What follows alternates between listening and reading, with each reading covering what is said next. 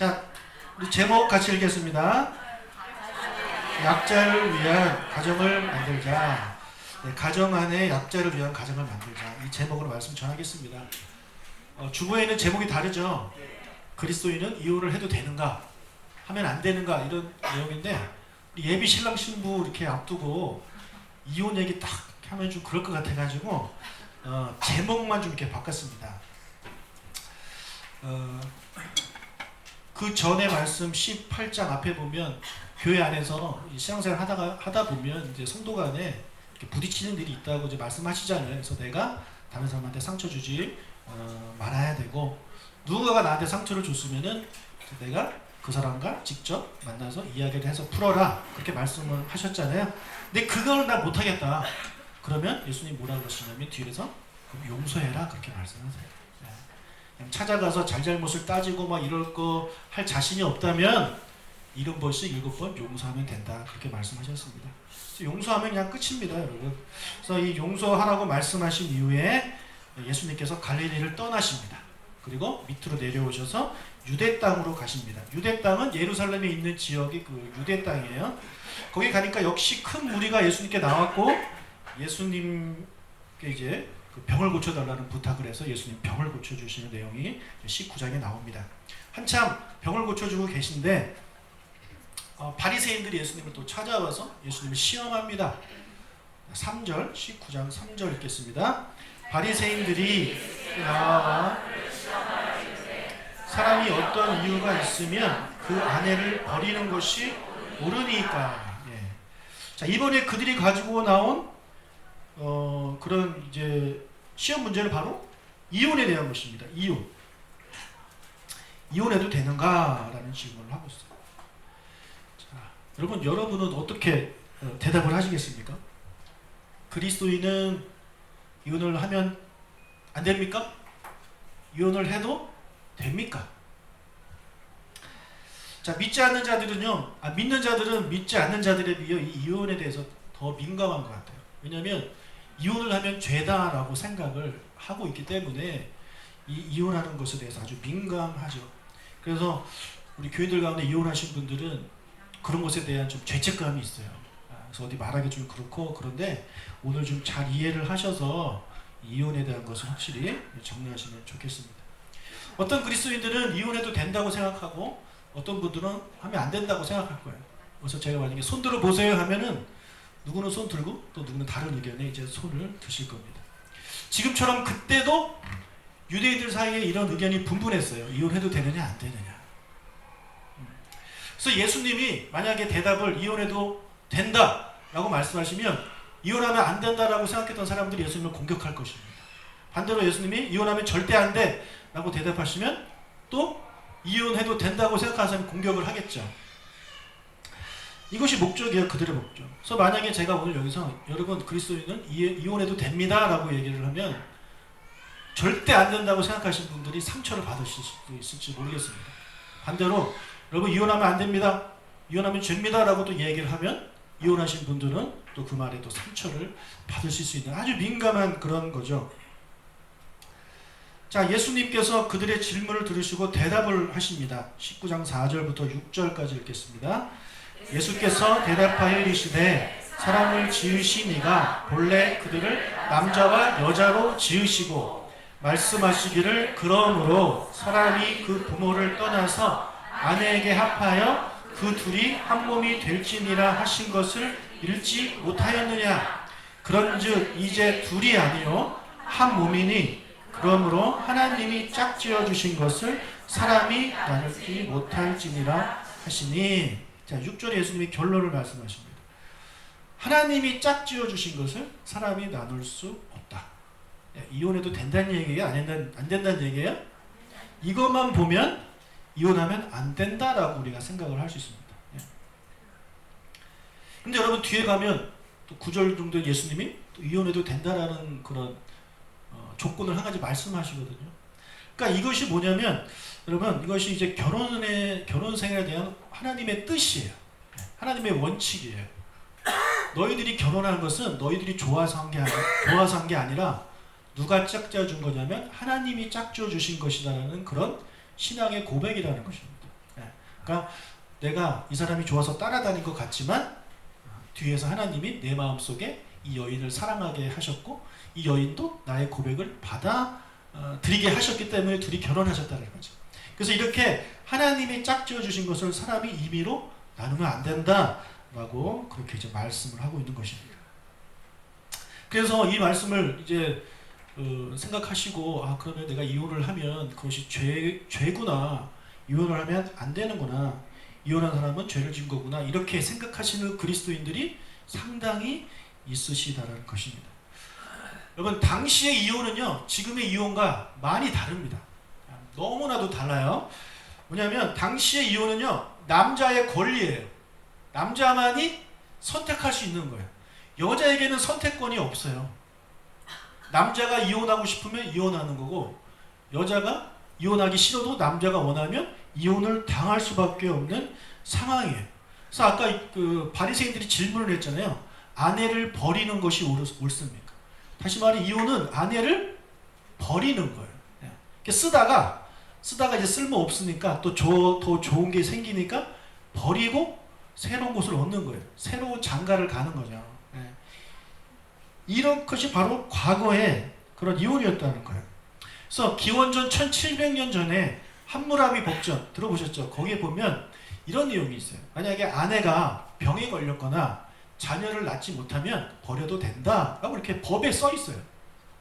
이게 기원전 1700년 경이니까 지금으로 따지면 한 몇천 년, 한 3, 4천 년 된 거 아닙니까? 근데 우리나라도 크게 다르지 않죠. 불과 몇백 년 전만 해도 이런 게 있었잖아요. 조선시대에 칠거지약이라고 해서 아내를 버려도 되는 7가지 그 조건이 있습니다. 뭐냐면 첫 번째, 혹시 다 아시나요? 여자분들 한번 잘 생각해 보세요. 내가 이 7가지 안에 드는가 안 드는가? 첫 번째, 시부모를 잘 섬기지 못하는 것. 두 번째, 아들을 낳지 못하는 것. 3번, 부정한 행위. 4번, 질투. 5번째, 나병, 간질 등의 유전병. 6번째, 말이 많은 것. 7번째, 훔치는 것. 자, 우리 여자분들 중에 여기에 속하지 않은 분 하나라도 난 안 속한다. 제가 보기에 다 속해. 최소한 하나는 속하는 것 같아요. 최소한 우리 여자분들 질투 많잖아요. 그렇죠? 제가 아는 여자는 질투가 많습니다. 또 제가 아는 여자는 말이 많습니다. 근데 말이 많다고 쫓아내요? 말이 됩니까 이게? 게다가 이게 가장 충격적인 거죠. 아들을 낳지 못한. 아들 낳지 못하신 분 계세요? 이분들 쫓겨나야 돼요. 말이 안 되는 거죠. 여러분, 특히 아들을 못 낳는 것은 남자 때문 아닙니까? 염색체가 XY, 우리 생물씨가 비었잖아요. 그래서 성별을 정하는 건 남자한테 달렸잖아요. 근데 그 당시는 아들 낳지 못했다고 여자를 쫓아내는 거죠. 여자 입장에서 얼마나 억울합니까? 그런데 남자가 그냥 결정해 버리는 거예요. 너 아들 못 낳잖아. 나 2번째 부인 얻을 거야. 그거 싫으면 너 나가. 내가 2번째 부인 얻었다고 너 질투해 지금? 너 쫓겨내는 거예요. 지금 시대 태어난 여러분들 참 감사하죠. 얼마나 감사한지 몰라요. 그러니까 이런 말도 안 되는 이유로 여자들이 이혼을 당하는 거예요. 힘이 없어요. 연약해요. 가정 안에 약자 중에 약자가 바로 이 아내였다라는 것입니다. 그래서 버려진 여자, 이혼을 당해서 버려진 여자가 어떻게 살 수 있겠어요? 지금 시대도 여자 혼자 먹고 살기 참 힘들잖아요. 근데 옛날에 조선시대는 더 했겠죠. 그리고 기원전 1700년대에는 더 했겠죠. 그리고 율법이 쓰여졌던 그 시당, 그 당시는 더 했겠죠. 여자의 그런 권리가 더욱더 없었기 때문에 쫓겨난 여자들은 먹고 살 수가 없습니다. 살아도 극빈곤층으로 살 수밖에 없는 그런 상황이에요. 그래서 남자들이 막 버리는 거예요. 막 쓰고 버리는 그런 상황이었다는 거죠. 그래서 그렇기 때문에 하나님이 이혼은 안 된다라고 말씀하신 거예요. 이혼은 안 된다. 왜요? 남자들이 하도 버리니까. 여자들을 마음에 안 든다고 이런저런 이유를 대서 막 버리니까 절대 안 된다고 말씀하시는 겁니다. 성경의 그런 정신은요 늘 약자 편에 씁니다. 고아와 과부, 그렇죠. 또 나그네. 그래서 고아와 과부와 나그네는 하나님이 특별히 더 사랑하시는 그런 존재예요. 하나님은 강자보다 약자를 더 신경 쓰시고 챙겨주십니다. 그렇기 때문에 이혼당한 여자 얼마나 약자예요. 그 당시 가장 약한 사람 중에 한 명이 바로 이혼당한 여자라는 거예요. 그래서 그렇게 되지 않도록 하나님께서 이렇게 율법을 정해놓으셨어요. 이혼 안 돼. 데리고 살아. 그런데 이 사람들이 데리고 살기 싫으니까 이런저런 이유를 대가지고 자꾸 쫓아내려고 하는 것입니다. 그래서 성경의 정신을 알게 되면 이혼을 해도 돼요? 안 해도 돼요? 이것에 대해서 답을 쉽게 내릴 수가 없어요. 그 전에 그 가정의 상황을 봐야 되는 거예요. 가정마다 상황이 다 다르잖아요. 이 가정은 이게 문제고 저 가정은 저게 문제예요. 그뿐만 아니라 이혼을 하고자 하는 주도하는 사람이 또 있을 거 아닙니까? 어디는 남자가 하고 싶어하고 어디는 여자가 하고 싶어요. 근데 거기서 이혼을 하고 싶어하는 사람이 그 가정의 강자냐 약자냐를 봐야 되는 거예요. 그러니까 강자가 여자가 될 수도 있고 남자가 될 수 있어요. 가정마다 다 다릅니다. 그래서 그 가정의 강자가 자신의 이익을 위해서 결혼을 하려고 하는 것은 하나님이 절대 기뻐하시지 않습니다. 반면에 약자가 살기 위해서 이혼을 원하는 것은 하나님이 허락하신다는 거죠. 자, 마태복음 19장 9절을 읽겠습니다. 내가 너희에게 말하노니 누구든지 음행한 이유 외에 아내를 버리고 다른 데 장가드는 자는 간음함이니라. 자, 누구든지 음행한 이유 외에는 이혼이 안 된다 라고 말씀하셨는데, 이 얘기는 바꿔 말하면 뭐예요? 음행하면, 배우자가 음행을 하면 이혼이 가능하다라는 말씀인 거죠. 절대 안 된다고 예수님 말씀하지 않아요. 이런 예외 조건이 있어요. 자, 여기서 음행한 사람이 아내가 될 수도 있고 남편이 될 수도 있죠. 그래서 음행을 행한 사람의 배우자는 이 가정에서 약자가 되는 겁니다. 왜요? 피해를 입었기 때문에, 상처를 받았기 때문에. 예를 들어 남편이 외도를 한 사실을 아내가 알았어요. 그럼 아내가 얼마나 마음이 아프겠어요? 얼마나 찢어지겠습니까? 얼마나 큰 상처를 받겠어요? 평생 그 고통을 가지고 살게 되는 거 아니겠습니까? 그러니까 이 상황에서는 여자가 약자예요. 그래서 그 남편 얼굴을 보고 같이 살기가 너무 괴로운 거예요. 남편이 계속해서 막 그 여자 계속 살고 싶어하고 나하고 이혼해 막 이렇게 할 때 막 폭력도 행하고, 그럼 여자 입장에서는 약자라는 거죠. 그래서 그 여자가 나는 도저히 못 살겠습니다. 하나님 저는 도저히 못 살겠습니다 라고 말씀하실 때 하나님은 절대 안 돼. 너 끝까지 같이 살아야 돼. 이렇게 말씀하시지 않는다는 거예요. 왜요? 하나님은 약자 편이시기 때문에. 뭐 폭력도 마찬가지죠. 가정 안에 폭력이 많이 일어나는데 아내에게 맞고 사는 남편도 있고 남편에게 맞고 사는 아내도 있는데, 그렇다면 그런 상황에서 무조건 같이 살아야 되느냐? 아니라는 것입니다. 계속 같이 살았다가는 맞아 죽을 수 있는 상황에 처하게 되는 가정도 얼마나 많아요. 근데 그런 상황에서도 정말 신실한 그리스도인들이 그 말씀 때문에 이혼을 못하고 있는 거예요. 이혼하면 하나님이 싫어하죠. 나 죄 짓는 거야. 그래서 계속 맞고 사는 거죠. 하나님 그거 기뻐하시지 않습니다. 하나님은 여러분이, 약자인 여러분이 행복하기를 원하십니다. 그 율법의 정신을 잘 이해하셨으면 좋겠어요. 뭐 남편이나 아내가 뭐 알코올 중독이나 도박 중독으로 가족을 힘들게 한다거나 가정에 과도한 빚을 져가지고 정말 가정에 말할 수 없는 그런 고통을 주는 상황에서도 절대 이혼하면 안 된다라고 말하지 않는다는 것입니다. 혹시 여러분 중에 이혼을 한 번이라도 생각해 보신 분이 계십니까? 아, 이혼하고 싶다. 할 수 있죠. 생각도 못 합니까? 이혼하고 싶다는 생각이 들 수 있습니다. 그런데 그 이혼하고자 하는 그 이유를 정말 솔직히 한번 생각해 보세요. 누구를 위한 것인가? 강자를 위한 것인가? 약자를 위한 것인가? 강자를 위한 이혼은 절대 하나님이 기뻐하시지 않습니다. 하지만 약자를 살리기 위한 이혼은 하나님이 허락하신다는 거죠. 그것 때문에 죄책감 가지실 필요가 없다라는 거죠.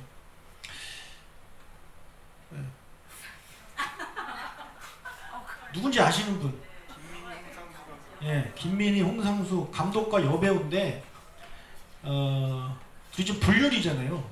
대놓고 불륜인데 아내한테 이혼을 요구합니다. 근데 아내가 안 해주잖아요. 지금 그런 상황이거든요. 근데 지금 이 가정에서 이혼을 요구하는 게 저 남자입니다. 강자죠. 강자가 요구하는 거예요. 왜요? 젊은 여자랑 살고 싶다 이거죠. 그래서 그동안 자기를 도와주고 섬겨온 나이든 아내를 버리겠다는 거 아닙니까? 그러니까 이런 이혼은 하나님이 절대 기뻐하시지 않는다는 것이죠. 얼굴 치울게요. 근데 이 아내 입장에서 생각해 보세요. 아내 입장에서 지금 이 아내가 결혼 안 된다라고 얘기하고 있거든요. 우리 행복했었다.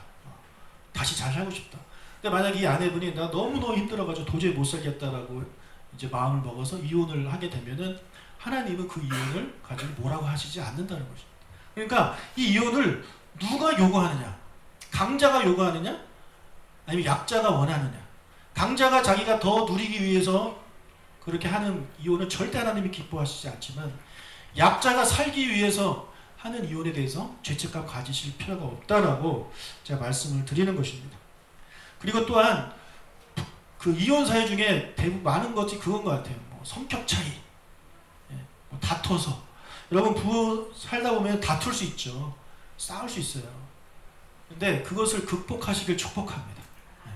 정말 그것 때문에 맞아서 못 살겠다. 그럼 제가 뭐 드릴 말씀이 없지만 뭐 맞아서 못 살게 아니라 맨날 자꾸 싸워서 그것 때문에 스트레스 받아가지고 뭐 그런 것 때문에 이혼 사유를 이게 삼지 않기를 제가 간절히 바라요. 왜냐하면 제가 아까 말씀했잖아요. 약자를 위한 이혼인가 강자를 위한 이혼인가. 여러분 부부가 그냥 성격이 안 맞아서 자꾸 다투는 이유 때문에 만약 이혼을 결정한다면 누가 피해를 보냐면 가정 안에 가장 약자인 아이들이 상처를 받는 거예요. 아이들에게 큰 고통을 주게 되는 거죠. 그 입장에서는 부모가 강자고 자녀가 약자인 거예요. 그러니까 강자인 부모가 자유롭게 살기 위해서 싸우기 싫어서 아이들을 이렇게 죽이는 그런 이혼을 절대 하나님이 기뻐하시지 않는다는 것입니다. 그러니까 그런 상황에서는 어떻게 해야 돼요? 부부싸움 하지 마시고 화해하시고 어떻게든 그것을 해결하셔서 가정이 화목하게 살 수 있도록 그런 노력이 필요하다는 것입니다. 우리 예비 부부도 이제 결혼하면 싸울 일이 있겠죠. 혹시 결혼 준비하다 싸웠을지도 모르겠어요. 그런데 그런 일들이 계속해서 일어날까요? 안 일어나기를 바랍니다. 그런데 살다 보면 일어날 수 있거든요. 그때 지혜롭게 잘 해결하시길 바라고, 특히 자녀가 태어나면 그 다음에는 더더더 이 문제를 잘 해결하셔야 돼요. 그래서 자녀에게 절대 큰 상처를 주지 않는 우리 모든 가정이 되시길 주님 축복합니다. 그래서 제가 기도하기로는 우리 모든 가족들은 이 이혼 생각 없이 그런 고민 없이 행복한 가정을 세우시기를 주의 이름으로 축복합니다. 그래서 제가 뭐라고 대답했습니까? 이혼해도 됩니까? 안 됩니까? 이것에 대한 답이 아니죠. 그렇죠? 가정의 상황을 보고 강자를 위한 이혼인가 약자를 위한 이혼인가를 판단하고 거기서 결정하라고 제가 말씀을 드렸습니다.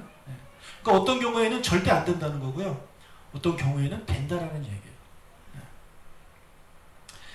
자, 이런 무거운 주제를 가지고 말씀하고 계신데 사람들이 아이들을 데리고 옵니다. 어린아이들을. 13절 읽겠습니다. 그때 사람들이 예수께서 안수하고 기도해 주심을 바라고 어린아이들을 데리고 오매 제자들이 꾸짖거늘. 예수님께 데리고 나온 이유는 예수님께 안수받기 위해서입니다. 예수님의 기도를 받기 위해서 그렇게 아이들을 데리고 나왔습니다.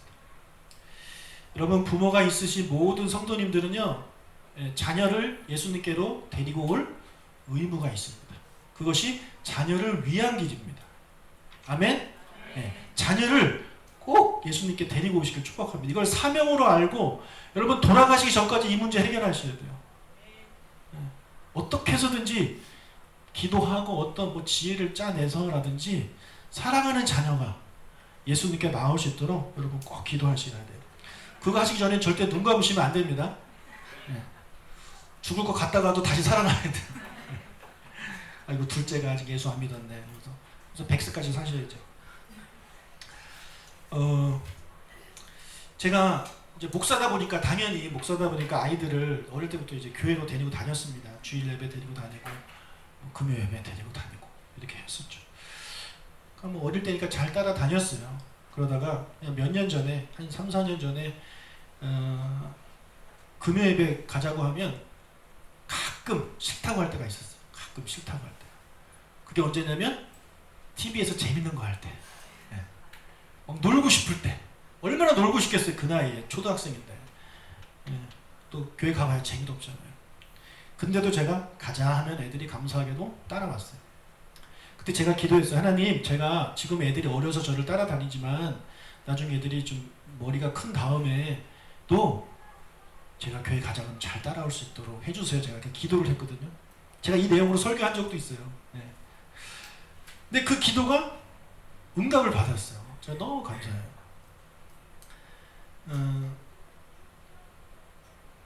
지난 여름에 어린이 여름 캠프가 있었는데 저와 아내가 이제 교사로 이제 참석을 했습니다. 그래서 아이들이 집에 있었고 장모님이 아이들을 봐주셨는데 그때가 목금토였거든요. 가는데 금요일이 꼈잖아요. 게다가 우리 교회에서 예배가 없었어요. 제가 없기 때문에 주나엠에 가서 예배 드리세요. 제가 이렇게 광고를 했단 말이에요. 그 상황에. 근데 그 상황에 저희 장모님이 금요일 날 좀 몸이 안 좋으셨나 봐요. 그래가지고 오늘 엄마 아빠도 없고 우리 교회에서도 안 하고 주나엠에서 해야 되는데 같이 말아야 되겠다 이렇게 생각하시고 그렇게 얘기를 했더니 우리 아이 중에 한 명이 어떻게 신앙을 쉴 수 있습니까? 어떻게 신앙을 쉴 수 있습니까? 이렇게 이야기를 했다는 걸 제가 이렇게 전해 들었어요. 누구라고 생각하세요? 그 아이가? 기쁨이라고 생각하는데 아니 오한결이에요.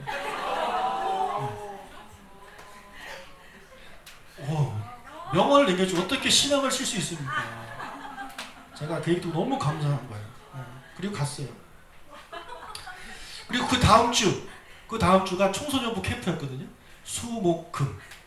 근데 수요일, 목요일 엄청 기도 많이 했고 애들 예배 실컷 드리고 또 금요일 아침까지도 예배를 드렸기 때문에 그렇게 했는데 제가 생각하기에 애들 기도도 많이 하고 예배도 많이 드렸고 실컷 드렸고 피곤할 테니 오늘은 그냥 쉬어도 되겠다 생각을 해서 애들한테 쉴래? 그랬더니 또 어떻게 신앙을 쉴 수 있습니까?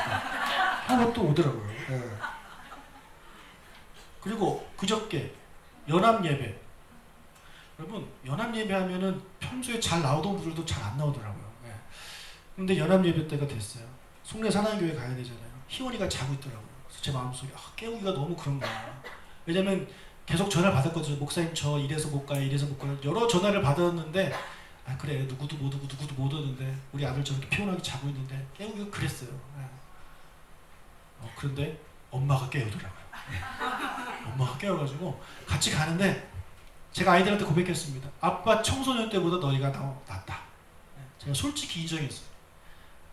얼마나 감사한지 저 개인적으로 너무나도 감사한 거예요. 그래서 우리 아이들이 계속해서 믿음이 더 좋아지길 간절히 바라는데 저는 여러분의 자녀의 가정의 자녀들도 그런 은혜가 임하시길 주님으로 축복합니다. 네. 제가 오히려 못 가게 막고 있더라니까. 너 피곤하잖아. 오늘 좀 쉬어. 오늘 시험 기간이잖아. 좀 쉬어. 이렇게 오히려 제가 막고 있더라고요. 근데도 그것을 이겨내고 아이들이 예배를 드리는데 그런 생각을 하는 거예요. 정말 아이들을 위한 것이 무엇인가? 너 피곤하니까 오늘 쉬어. 너 어디 놀러 갔다 왔잖아. 힘드니까 공부하느라 힘들었잖아. 쉬어. 이렇게 하는 것이 부모의 마음인데 정말 주님이 기뻐하시는 것은 아이들을 예수님께로 데리고 나오는 것이라는 것이죠. 그래서 요즘 금요일날도 태연이는 맨날 오니까. 근데 감사한 거는 이번 금요일을 엄마도 왔어요. 할아버지랑 오는 것도 좋은데 엄마랑 같이 오길 축복합니다. 엄마랑 같이 와야 돼. 엄마랑 같이. 또 다른 아이들도 와가지고 예배 앉아서 끝까지 예배 드리고 그런 모습들이 얼마나 이쁜지 몰라요. 여러분 부모님이 자녀에게 해줄 수 있는 가장 좋은 것이 무엇이겠습니까? 신앙을 물려주는 겁니다. 그렇죠? 하나님을 잘 믿게 하는 거예요. 그럼 하나님이 여러분의 자녀 책임져 주시잖아요. 그렇죠? 여러분 언제까지 아이들과 함께 사실 거예요? 우리 언젠가 하나님 나라 가지 않습니까? 아이들 남겨지잖아요. 그때 남겨진 아이들에게 나 대신 나보다 훨씬 더 좋은 아버지가 누굽니까? 하나님 아버지잖아요. 그것을 물려주고 가시는 여러분들 되시길 주님을 축복합니다. 그래서 제일 좋은 것은 자녀에게 신앙을 물려주는 거예요.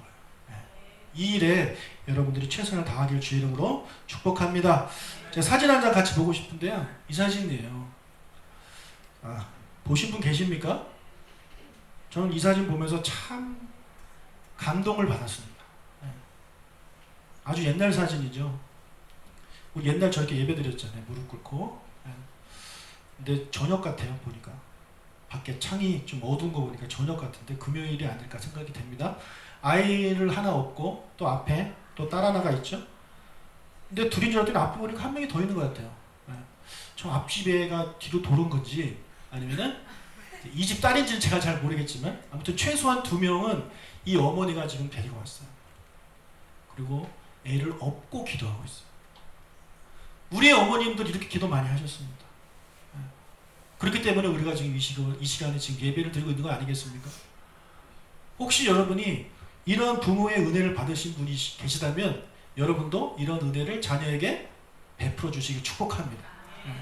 그리고 아직까지 이런 것을 내가 못 해봤다. 자녀를 교회 데리고 나와서 기도하고 힘들고 어렵지만 여러분 지금 이 시대에 얼마나 살기 힘든 시대입니까? 이 여자분 얼마나 힘든 상황이겠어요. 그래도 나와서 기도하고 있잖아요. 내가 그런 부모가 돼야 되겠다. 내 자녀에게 좋은 대학, 좋은 교육 시켜주기보다 가장 먼저 하나님 아버지를 믿는 믿음을, 신앙을 내가 물려줘야 되겠다. 그렇게 생각해서 가정 안에 가장 약자인 우리 아이들을 세워주는 그런 부모님들이 다 되시길 주의 이름으로 축복합니다. 아멘. 기도하겠습니다. 하나님 아버지 감사합니다. 우리 가정, 하나님이 세워주신 이 가정이 아름답게, 건강하게, 행복하게